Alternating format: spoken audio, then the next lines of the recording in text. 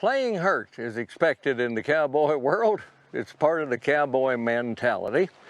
Dave had a 3-year-old colt in training. Dave's a bit of an eclectic cowboy.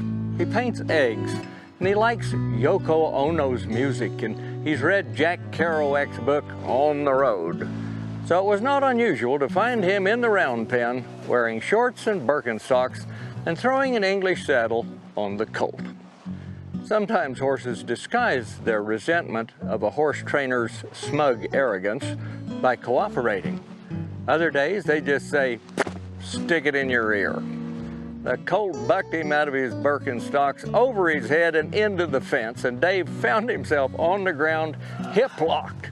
His knee worked, but he could not lift his left leg forward, walking with sort of a step, shuffle, stumble, slide gait. But regardless, over the next 3 days, he helped his neighbor gather cows. But he was handicapped, of course. You know, he had to get a stool to get up on his horse, and of course, a potty break was out of the question.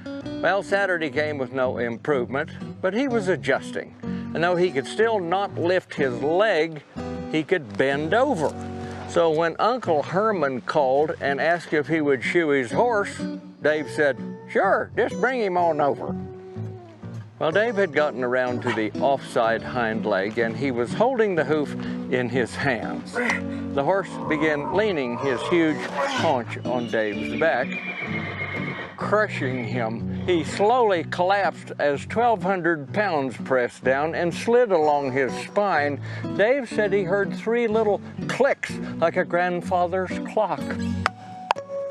He crumpled and rolled, and then without thinking, rose up and stepped away, cured. Hey, I believed him, but I believe Moses parted the Red Sea too.